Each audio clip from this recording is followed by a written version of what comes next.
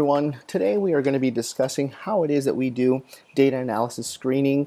If you're following along with our chapter readings for this semester, we are on page 36 of our textbook.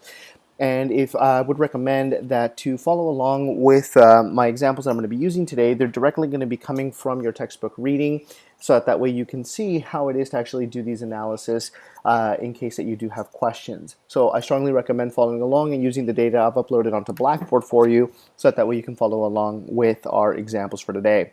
Now, the very first thing that we need to work on here is we need to first examine univariate components associated with data analysis. And the reason that we always want to look at univariate analysis prior to multivariate analysis, even though you may be thinking to yourself, well, I'm only interested in doing multivariate, why do I care about univariate, is that if we don't meet certain assumptions associated with our univariate analyses, we are not going to be able to then be able to do our multivariate analyses because we already failed to meet certain assumptions even at the univariate level. So we always have to make sure that we do need to first test our univariate assumptions prior to looking at our multivariate assumptions, and also making sure that we have appropriate data that we're working with in terms of missing data or even outliers within our data sets. So if we go ahead and begin working on page 36, one of the very first things that we look at here is looking at univariate examples with it whenever it is that we encounter group data. Now, if you look on your data sheet, you'll notice here that it looks a lot like Excel. If you look into the variable view, you'll notice that we have here all of our different variables that we're working with, and remember, our variables here represent the columns that we have in our data view. So it's a very effective way, or a very effective means for us to be able to organize our data here using SPSS, and all of you should be comfortable in terms of being able to do that this semester, because I would assume that you've already done that in prior classes. So if we want to say, for instance, we want to look at the relationship between income differences between individuals who are either satisfied or not satisfied with their job, and here our variables are going to be Rincom 91, which is going to be my dependent variable, looking at the differences between, looking at the differences between different income levels for job satisfaction. So in other words, looking at people's job satisfaction based on their income levels. Now, one of the things that you'll notice here, if we actually go to Rincom 91 and look at the values associated with the data that we have here, we actually have a couple of different categories here that may potentially be problematic for us. And these are categories 22, 98, and also 99 here. So here, one of the things that we want to be able to do is recode our data, since we may actually have misinterpretation of some of this information. So if we actually run our analysis and we have individuals that fell into the category of 98 or 99, or even refuse to tell us their data, because even those individuals who refuse to tell us the data, they may have actually fallen into 98 or 99 because they just wanted to write something in there for them. So here, rather, we're going to go ahead and create a brand new category, so that way we can have all of our information present and working adequately within SPSS. So how are we going to recode our data? To recode our data, what we're going to do is we're going to go to transform. We're going to go to where it says recode into same variable. Now, you do have a couple of different options here. If you wanted to recode into different variables like the instruction says here, you absolutely can do that. If you do recode into same variable, it's just going to overwrite Rincom 91. So here, since I do want to be consistent and follow along with the directions that are given to us here in our textbook, I'll go ahead and recode into different variables. And now what we want to do is we want to recode Rincom 91, and here I always recommend kind of expanding a little bit your dialog boxes, so that way you can work a little bit more effectively. You'll notice here that we have Rincom 91 as being respondent's income. So we're going to go ahead and move that over here into the numerical value here that we actually have. So here we have Rincom 91 is representing the category, or this variable that we're interested in, and we want to know now what the new output variable's name is going to be. So here what we're going to do is we're going to recode this into a new variable, and to recode this into a new variable, we are going to call this Rincom 2. So Rincom 2. We're going to go ahead and click on change, so you'll now notice that Rincom 91 is going to change into Rincom 92. And what we're going to do is we're going to go ahead and click where it says old and new values. And the reason we click on old and new values is because what we're going to tell SPSS is, hey, look, if we have some of these values that occurred in Rincom 91, we want them now to exist in Rincom 2, but having a new category or a new name.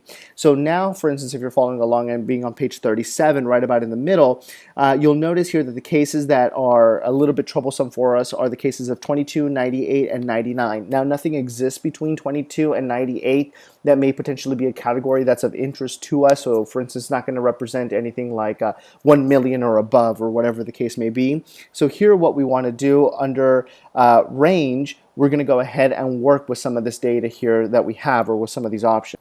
So in our particular case, what's of interest to us is that we capture anything that is a value of a 22 or higher, so for us to be able to now recode into a new category. So what we're going to do is we're going to go ahead and click on range value through the highest, because again, remember, value over 22 versus anything that's higher than a 22 is what's going to be of interest to us. So we're going to go ahead and click on that, and what we're now going to do is we're going to say the new value, we are going to add in the following. We are going to click where it says system missing. So in other words, what we're telling our SPSS program here is that if there's any value that's of a 22 or greater, we're just going to treat that as missing data for ourselves. Now the next thing we need to do is we need to copy over all of our variables, or all the different levels that we had within that variable associated with Rincom 91. So in other words, anything that's between a 1 and a 21, we need to keep as is. So we're going to go ahead and click on all other values. We're going to click on where it says copy old values. We're going to go ahead and click add, and that's going to now copy over all those other levels, or all those other categories that we had associated with Rincom 91. So let's go ahead and click continue. We're all set to go here. We're going to go ahead and click OK. And now you'll notice that we have Rincom 92 here, and we should have our variables that should have transferred over, and they did not. So let's go ahead and take a look as to why that actually happened. Alright, so now we should be good to go, that we now have all our data for Rincom 22. So you'll notice here that for Rincom 22, if you go ahead and went through this process, you should note that we do not have any longer any categories from 22 all the way through 99, because we've told the system that we're going to go ahead and treat those as missing data, so we're going to go ahead and exclude them. Alright, so now the next thing we want to be able to do is go through the missing data portion of our work. So in other words, is there any missing data in any of our dependent variables that we're working with, or even with our independent variables that we're working with? So is there a participant, for instance, who may have potentially given us the independent variable value that we wanted, but not the dependent variable value that we wanted, or even vice versa? So here we need to be able to go ahead and do that kind of analysis. So what we're going to do is we're going to go ahead and click on Analyze, Descriptive Stats. We're going to go ahead and click on Frequencies. Now under here for frequencies, what we're going to do is we're going to go ahead and click on the variables that we want, or that we are interested in using. Alright, so again, we're going to go ahead and click on Analyze, Descriptive, Frequencies. Now you'll notice in your textbook it gives you different ways to actually being able to do this. So for instance, if you're doing categorical versus quantitative data, and in our particular case, for instance, for job satisfaction 2, technically using this frequency analysis would not necessarily work, but I want to show you what happens in this particular case whenever it is that we're going to use it. So if we go ahead and click on stats, you notice that you can actually click on a lot of these different variables of interest here that you want. One of the things that you can do, for instance, in quantitative variables is you can actually click on the mean, the median, the mode. It can give you some of that information, standard deviation, minimums and maximums, variance, range, standard deviation, or standard error, skew, and also kurtosis values of interest. So we're going to go ahead and click OK, and we are going to go ahead and click OK again. And now once it is that we have our data that is completed, you'll notice that if we have any information that we have here that's potentially missing in any of the data for job satisfaction 2. So you notice that it says missing data 0, but we have 747 cases that are available to us. Now if we do the other option, descriptives, and we go to explore, and also follow the exact same procedure, that's really not a problem for us. And actually this procedure would be pretty good if you ever want to have your factor, which is your independent variable, separating out your groups for your dependent variable. Now in our particular case, since we already noticed that we have 0 missing data points associated with SAT job 2, right, so our job satisfaction, we would expect then if we now include Rincom 2 as my factor in this particular case, we should also see that there should be no problems. And again, if we go to stats, now you can click on a couple of different things here that may be of interest to us whenever it is that we go about doing multivariate statistical testing, and we'll talk about them in just a bit. Our M estimators, our outliers, our percentiles if we're interested in doing that. If we also go ahead and click on options, you'll notice that you can exclude cases list-wise or pairwise, whatever the case may be. With the pairwise is if we actually have certain pairs that you actually want to exclude because we have missing data, whatever the case may be. Now in our particular case, we're going to go ahead and click on pairwise because we do care about that pairwise aspect. Now you can also use the list-wise if that's something of interest to you. So we're going to go ahead and click OK. And you'll notice now we can look at all our data here. So again, we see that depending on RINCOM 2 status, you'll notice now how many valid cases we have associated with each one of our categories, and then also how many missing data points we have. And again, that just confirms for us that we have no problems. We have no missing data in this particular case. And you'll notice now that we can actually calculate means and standard deviations. You can also look at the minimum, maximum range, interquartile range, skew, and kurtosis values for us whenever looking at all the different categories associated with RINCOM 2 for job satisfaction 2 in our particular case here. So the only major difference between both of these figures here is that in one case you can actually see if you have any missing data across the board versus now knowing specifically where that missing data would actually be located depending on the different levels associated with our independent variable of interest. So here we have the ability to be able to do that. All right, so now the next thing we want to be able to evaluate is we want to be able to evaluate our outliers if we do have any outliers in terms of our data. So now what we're going to do is we're going to go to Analyze, we're going to go to Descriptives, we're going to go ahead and go to Explore.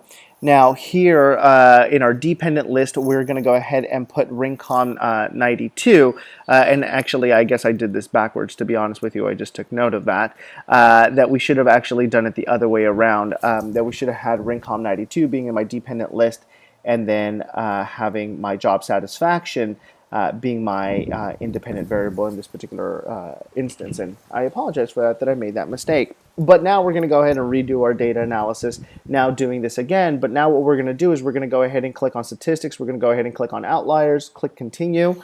The next thing that we're going to go ahead and do is we are going to go ahead and go to where it says plots. Once you're in plots, make sure that you clicked on factor levels together. We're also going to click on where it says stem and leaf display. If you know anything about stem and leaf displays, a good measures of frequency distributions. It's the type of frequency distribution that we use in psychological testing because it seems to be a very effective method. All right, so now what we're going to go ahead and do is we're going to go ahead and just click continue, and we're going to go ahead and click OK. Now, once it is that we do our data analysis, we'll notice here that we can see specific information associated with RINCOM 2 divided up by either very satisfied or not very satisfied in terms of our.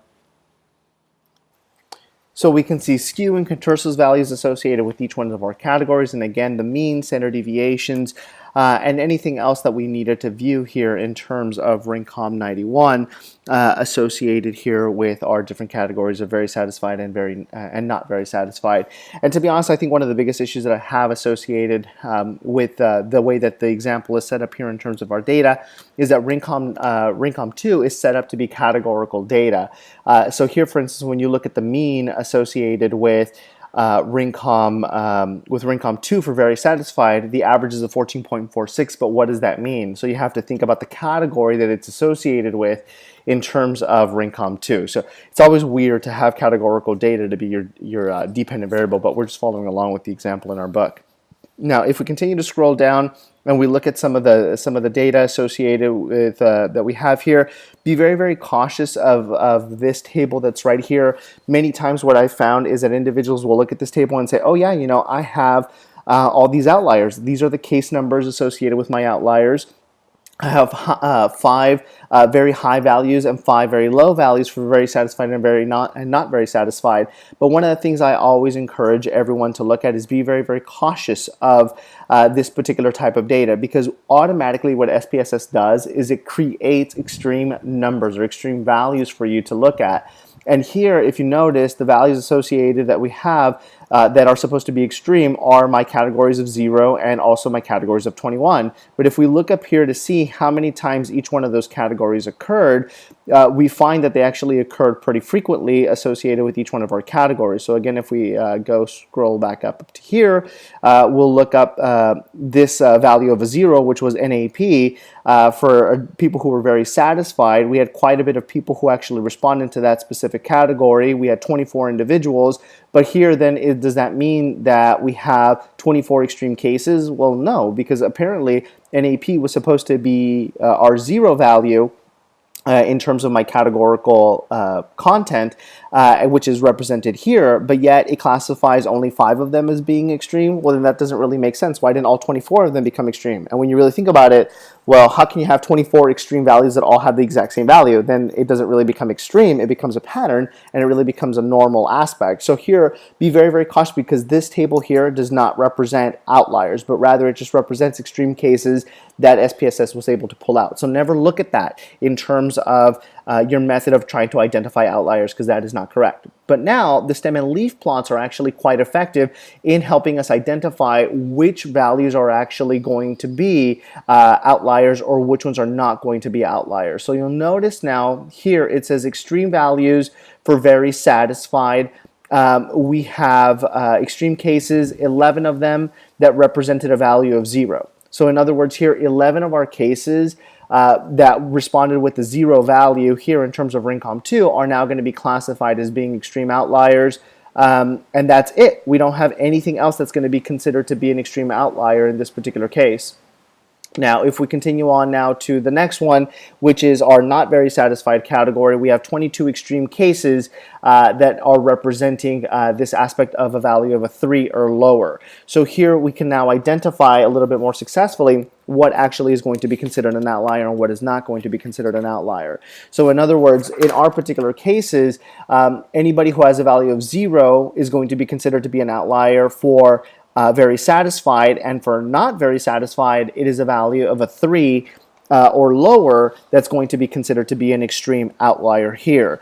So we have to now be conscious that using this method is much more effective. Now, also using this particular method here, you're able to identify what is going to be considered to be an outlier and what's not going to be considered to be an outlier, because one of the great benefits associated with our box plots is that they do help us definitely identify what's going to be considered that aspect of an outlier and what's not going to be an aspect of an outlier. So here it specifically tells you what cases we have that are actually going to be representative of outliers. So case 691, 663, 761. But again, these are just samples of cases that are going to be representative of outliers, not necessarily all the cases, because again, if you remember, for very satisfied, and we'll look here for very satisfied, we have 11 extreme cases associated with a value of 0 or lower, but yet here it's only showing us 4. So here, do also be cautious that with your box plots, it's not specifically always going to show you all of the data that's going to be representative of an outlier. So in our particular case, since we do have some outliers in our data set, we may want to actually recode now our data to something a little bit different, so that way we can exclude our outliers, so that way they don't create any problems for us in terms of our data analysis. So the next thing now we're going to do is we're going to go to transform. We're going to go to recode into a different variable, and what we're going to do is we're now going to go find RINCOM 2, because that's the one that we're going to recode in our particular case, and we're now going to call this RINCOM 3. RINCOM 3. Okay, so we're going to go ahead and click on change. And now what we're going to do is we're going to go ahead and click on old versus new values. And what we're going to do is we're going to do the following. So in our particular case, it really doesn't matter that the very satisfied or the not very satisfied played a role in terms of determining what was extreme or what was not extreme, because here we saw in both cases that anything that was a 3 or a 0 was going to then be considered to be an outlier, because if you remember in our box plot, in our stem and leaf display, that said anything that was a 3 for not very satisfied, if I remember correctly. So for not very satisfied, we see that a value of 3 or lower was going to be considered to be an outlying value. And then in our particular case, for very satisfied, we'd also be able to do the same in that particular case. So what we're going to do is we're going to go ahead and click on range lowest through the value. So we're going to say 3 to 0 in our particular case. And we're going to go ahead and change this to a value of a 4, which is what's of interest to us. And now the next thing we're going to do is we're going to click on all other values, copy old values, and we should now be ready to go. So we're going to go ahead and click OK. So now let's go back to our data that we're working with, and we should be all set to go in our particular case.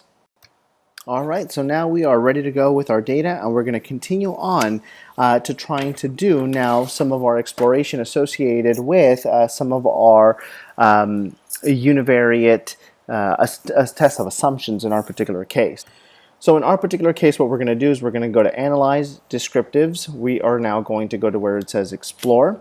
Now the next thing that we want to do, we're going to leave it as is, but now we're going to replace ringcom 2 with ringcom 3 because that's the one that's of interest to us. Now the next thing we're going to do is we're going to go ahead and click on statistics, and again you now have your outliers that you've actually stipulated there. I would go ahead and unclick that or declick it. Go ahead and click on plots. One of the things that we would like to do now, rather than having a stem and leaf display, we're going to go ahead and click on a histogram. Go ahead and click where it says normality plots for these particular tests, and now we're going to go ahead and click continue. And if statistics, if I remember correctly, all our descriptives are all set, our options, we're all good to go, and we're going to go ahead and click OK. So now what's of interest to us here is the data that's actually reported to us in terms of skew and kurtosis, because these are always the big things that's of interest to us. Now if we also scroll down, you'll notice that we have the histograms that correspond to these ideas associated with our data associated with normality and also with kurtosis. So here it's very important for us to be able to evaluate not only the histograms and not only these values here for skew and kurtosis, but also then scrolling down and looking at our QQ, or what we call our probability plots. We call them QQ or PP plots associated with both in these particular cases, which are going to be these two. Now one of the things that we find associated with QQ or what we call PP plots is that if data is going to be normal, we would expect that all our data points line up on this line. That's what we would expect for each one of our specific categories. Now here, if you're asking yourself, well, why didn't we just do it for the overall analysis for just ringcom 3 and not divide it up by sat job 2? Well, here we have to consider that since we're using two groups represent two different populations, we would expect then that the group that represents population for very satisfied and the ones who are not very satisfied, since they represent different populations, we would expect that each one of those distributions would be normal in their nature. So in our particular case, just by looking at the histograms, we already know that they're not exactly normal. Looking at the QQ, or what we also call the PP plots, we identify again that they are not normal because our dots do not actually line up on the line that we have here. Now going back to our skew and kurtosis values, you identify here that we do potentially have some problems. Now ultimately what we should always do is we should see that our values for skew and kurtosis should be somewhere between -1 to +1, and here we do absolutely find that our data does not skew, or our data does not disperse further than those ranges, which is good, right? Because then we would not have the ability to look at that data. But here now what we find is that this data really should be closer to 0. So if we had, for instance, our skew and our kurtosis values closer to 0, we would then become more confident that, that we have not violated our assumptions. Now you'll notice here that the skew value for the very satisfied is a -7.39, which is this one right here. You notice that it has much more of a negative distribution shape to it. So if you were to draw your line over the distribution, you would find then that we see that kind of distribution being displayed in this particular instance. And in our particular case, that represents that negative skew. Also here, we do see that there's a little bit more, there's also a little bit of a negative skew, less than we do see here, so it's not as prominent as we saw in the very satisfied condition. And if we look at the data here, you'll notice that those values do represent that value is a little bit closer to 0 than it was before. But you will notice that kurtosis for the not very satisfied is getting greater than 0. And in our particular case here, we can see that the distribution is becoming more peaked, right? So it's becoming thinner and taller. And that's potentially a problem for us versus this distribution that it doesn't necessarily have that very taller, skinny distribution or very flat and wide, thus giving us a value that is closer to 0 for kurtosis in this particular case. So again, we do find that using both or all three of these different methods is going to be very, very helpful for us to be able to identify that we have the right information, that we've done the right thing in this particular case. Now, you'll also notice that we do have the test of normality, the Chromograph Smirnov, there we go. I always call it the Chromograph Smirnov one, but it's not Smirnov, it's Smirnov test for normality. And what we find here is that in both of our cases, we do have significant statistics associated with the Chromograph Smirnov test for normality. We'll call it the KNS just to keep it more simple. So for the KNS test of normality, we do find that for RINCOM 3, we still find that there's a non-normal distribution. So for us, that's a potential problem for us, because one of the things that we have to consider is that one of the core assumptions is that we satisfy normality. And in our particular case, we are not satisfying normality. Now, since we do not satisfy normality, one of the things that we would want to do is now we want to actually change our variable around and actually create a normal distribution, or force it to become a little bit more normal. And that's the procedure we're going to look at next. Now, if you look back on page 34, figure 3.3, the author, Andy Field, has actually given us, or sorry, not Andy Field, our author, I can't remember our author's name, has actually given us a table associated with all the data transformation techniques that we would need in this particular case for transforming our data to force our distributions to become a little bit more normal. This is always kind of something that we talk about in ethics about, well, is it fair for us to actually transform our data? Is that ethical or not? There are two different camps. One camp says yes, one camp says no, and then you can decide wherever it is that you go. APA says that we can do it, so we actually do transformations of our data. So in our particular case here, what we're going to do, since looking at the shape of the distribution, it actually calls for us to reflect with the square root. The equation that we're now going to be using is the following. So first of all, we need to actually create our new variable, and our new variable's name is going to be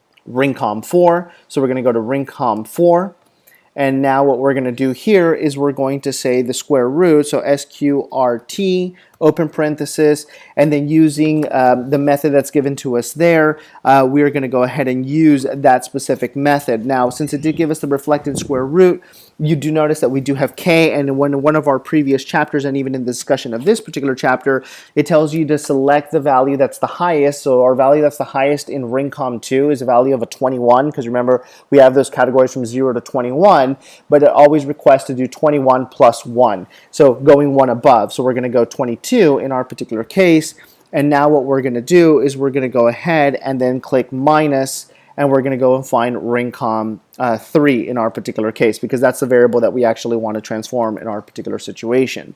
Now, once it is that we've gone ahead and done that, we're going to go ahead and click OK. So if we go back to our data, now you'll notice that we have RINCOM 4, and all our data should range anywhere between, again, a value of a 4 and a value of a 21 in this particular case. But now we want to explore to see if our data has now become more normal. So we're going to go back to descriptive stats. We're going to go to explore. Rather than using RINCOM 3, we're going to go ahead and use RINCOM 4. And we're going to keep everything the same. We're going to go ahead and click OK. Now, once it is that we click OK, we can now assess our skew and kurtosis values. And you'll notice now that our skew value has actually increased, or sorry, it's decreased, getting closer to 0. So that's good news for us. But our kurtosis value has actually increased in this particular case, giving us a little bit of a concern that why it is that we actually have data that has now become a little bit more normal in terms of skew, but now a little bit less normal in terms of kurtosis. For very satisfied. For not very satisfied, we again do see that our values have become a little bit closer to 0. If we look now at the KS test for normality, again, we still find significant statistics in this particular case. For our data, if we look now at the shapes of the distribution, they do look a little bit more normal, yet they're not necessarily the best. Again, looking at our QQ or PP plots, we again do find that we have our data that deviates a little bit from this line, this giving us the idea that we do not have perfectly normal data here in our particular case. Now, what happens in this particular situation that we would say, hey, you know what, your data is not it's still not normal. So then again, you go through another process of transformation. My recommendation is after you do one process of transformation, you stop there. You get your data as best as you can to approximate normality. Now, one of the great things about all our statistical tests that are inferential in their nature is that they are robust to the violations of our assumptions. One of these assumptions being the test of normality. So here in our particular case, as long as we're getting our data to approximate more normal distributions, even though we don't have a perfect normal distribution, we're still going to be okay. And you know what? We're much more likely to use this data, and it's going to give us a little bit of a better representation and accurate representation of our results versus us using a more deviated distribution that is not normal and kurtotic, as in the case of our previous example with RINCOM 2. So using RINCOM 3 would probably be the best. So should we go now, or sorry, RINCOM 4 should now be the best. RINCOM 3 was the one that we used before. So now, should we go to RINCOM 5? I would argue, no, just keep it as is, and you're going to be okay. So for us, it's perfectly fine to be able to do this, and we're going to go ahead and continue on so that way we can then assess the aspects again of outliers and so on and so forth. Now here I'm going to go ahead and skip the example. It says univariate example with ungrouped data because, to be honest, many times we're probably not going to do that, especially if you're within the fields of cognitive psychology that I assume that most of you would be, even though you may not. Here, for instance, for us, it's very rare that we do not use things like t-test or ANOVAs or things of that nature. But in the case where you do have ungrouped data, I would definitely ask you to look at pages 52 through 56 in our particular case because they are very, very useful techniques for us to be able to identify that data in those particular cases. So now let's go ahead and move to page 58 of our data here, because what we're now going to do is we're going to be assessing some of these potential factors here to look at multivariate aspects associated with our data. So we're going to look at group data for multivariate analyses. So in our particular case, what we're going to do is we're going to go ahead and click on data. We're going to go to select cases. Where it says select, we're going to keep all cases for ourselves. So we want to make sure that we have all the cases there that we want to be able to use in our particular situation. So in our particular case, if you go ahead and open up file career B, that's where we're going to be. That's the data that we're going to be working on, since it's already done all the transformations for you, and it's already got all the updated versions associated with all the different variables that we want to work with. And again, if you follow along with the procedure that I've given you in the previous ones, you should be able to get here, except for the ones up to page 56 or 57, so that way you're able to get to the point where you now have H2 as one of our variables of interest. But here we already have RINCOM 2, RINCOM 3, RINCOM 4 that we've been working with. The only new one here that we have is H2. So ultimately here, one of the things that we want to be able to do is to make sure that all our cases are selected. So if you were following along with the previous pages, you may have unselected some of the cases. So again, here going to select all cases is going to be ideal because we do need all of the data into our data set. So the first thing that we're going to do here is, again, go to this aspect associated with missing data and with outliers. And to be able to do this, what we're going to do is we are going to go to Analyze. We're going to go to Descriptives. And now we're going to go to Explore. So what we're first going to do is going to go ahead and explore this aspect associated with outliers associated with our data sets for our group. So what we're going to do is we're going to go ahead and go to Analyze. We're going to go to Descriptives. We're going to go ahead and click on Explore, and we're going to go all the way down to where we have Mahalanobis's different distance that we've created using the linear regression and the example that it's given to you on page 52, 53, and 54 of the reading. So once it is that you actually have selected Mahalanobis's distance, we're going to go ahead and put that in our dependent variable list. Go ahead clicking on statistics, looking at this aspect associated with outliers is unchecked. Apologize for that. Go ahead and make sure that it's actually checked, not unchecked. Go ahead and click continue. Go ahead and click OK.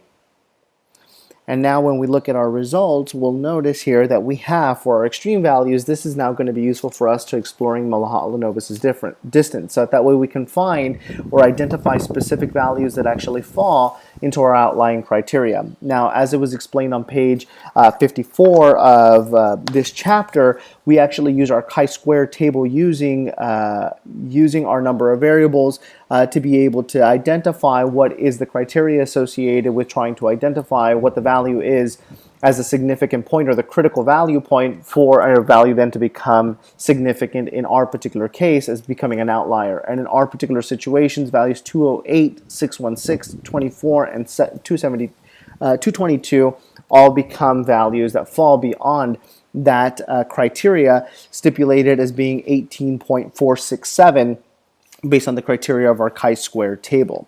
So here now we've been able to identify what is it that we have that is going to be considered an outlying value for us. Now the next thing we need to be able to do is look at normality, linearity, and homoscedasticity plots associated with our data. So what we're now going to do is we're going to go ahead and go to Graphs. I apologize. So we're going to go to Analyze. We're going to go to Descriptives. We are going to go to Explore. Now once we are here, If we were going to be checking for univariate assumptions, again, we would be going through here, but rather what we're now going to do is we're going to be creating what's called a scatter plot matrix to be able to evaluate these multivariate assumptions. So we're going to go to graphs, we're going to go to legacy dialogues, we're going to go ahead and click on where it says scatter or dot. Now, once we are here, we are going to go ahead and click on where it says matrix scatter, click define. Now within the matrix scatter, what we're going to go ahead and select is Rincom 4. We're going to select age 2. We are also going to select education and hours 1. So let's go ahead and open this up a little bit more. So we're going to go ahead and find hours 1 and education. We're going to go into our matrix variable. Now we're going to go ahead and click OK. And we should now have a scatter plot matrix that looks like the following in our particular case. And oops, I made a mistake here. I needed to be able to do this with both of our categories. So give me 1 second here.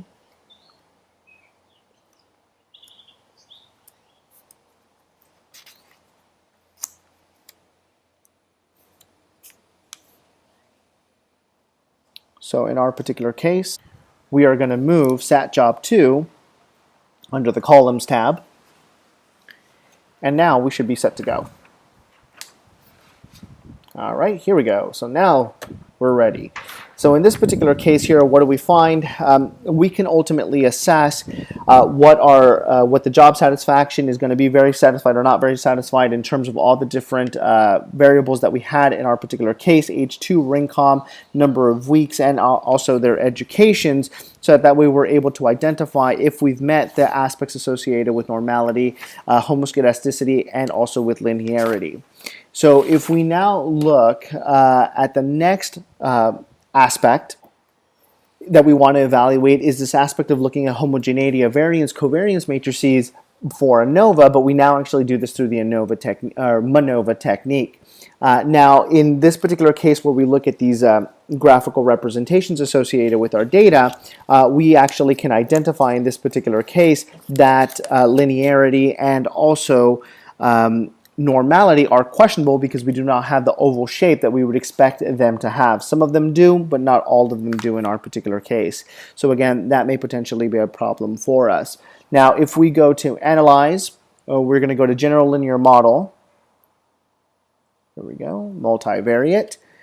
We're now going to go ahead and put sat job 2 as our fixed factor. Go, and then all our variables again of age 2, education, hours 1, and Rincom 4 into the dependent variable list that's of interest to us. We're going to go ahead and click on options. We are now going to go ahead and click on homogeneity test because that's what's of interest to us.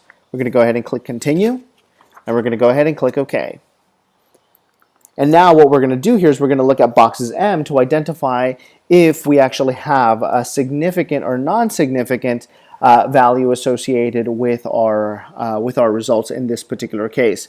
And what do we find here in our particular situation? We do find that we do have problems in terms of equality of covariances. So again, the homogeneity of variance assumption is questionable in our particular case.